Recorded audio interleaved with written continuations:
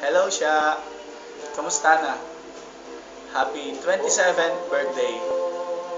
Ako ay nagpapasalamat sa Panginoon dahil pinagpala ka ng Diyos. Naalala ko noon na nung bata ka pa, mga edad 7 ka pa lang yata noon o grade schooler.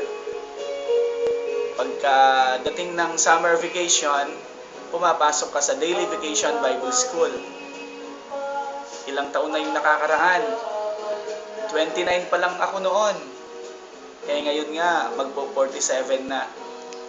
Ang haba ng panahon ang nakalipas. Mula nung bata ka, magpahanggang ngayon, nandyan ka sa ministry na malagi ka sa presensya ng Panginoon.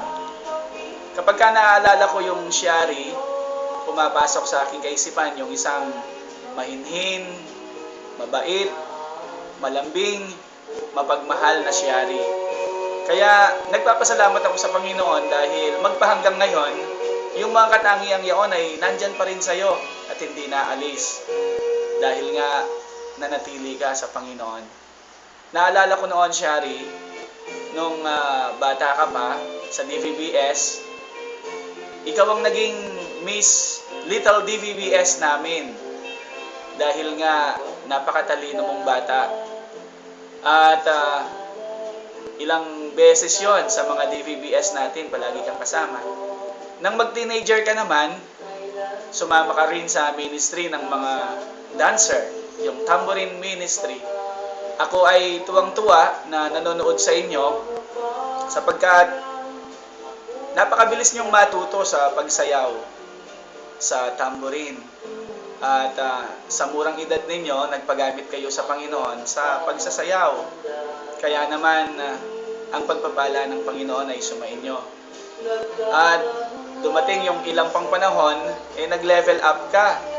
Napasama ka noon, hindi ba, sa worship team. Worship team. Sa simula, naging backup worshiper ka every midweek service. At nag-level up ka pa nga. Nakarating ka sa pag-worship lead. Kaso nga lang, sintonado ka kanita. Medyo may pagkasintonado. Pero, ewan ko ba bakit tuwang-tuwa ako, masayang-masaya ako kapag naririnig kitang umaawit kahit na sintonado ka. Siguro dahil nga doon sa desire mo na magpagamit sa ating Panginoon. Kaya nga magpahanggang ngayon, hinahanap-hanap ko yung sintonado mong boses na nagbibigay saya sa akin at sa ilang mga kapatiran. Pero nagpapasalamat ako sa Panginoon dahil pagdating mo dyan, nahasa ka doon, nahasa ka sa pag-awit at nabanggit mo nga sa akin noon na nagamit ka ring worship leader dyan.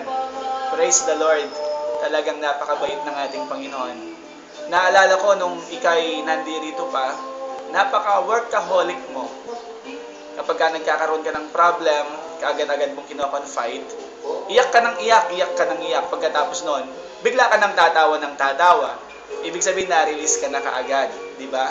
Kaya, napakabait ng Panginoon sa iyo, Shari.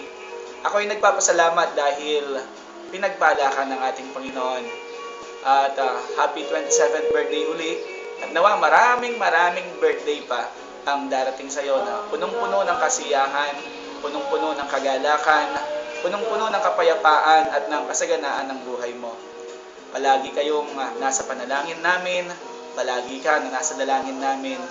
At nawa, ang presensya ng Panginoon ay mananatili sa iyo. Salamat sa Panginoon sa buhay mo, Shari. Muli, binabati kita ng isang napakamaligayang kaarawan. Pagpalain ka ng Panginoon. God bless you, siya. Ito si Daniel. Sabihin mo kay Ate Shari, Happy birthday, Shari. Sige, Happy birthday, Shari.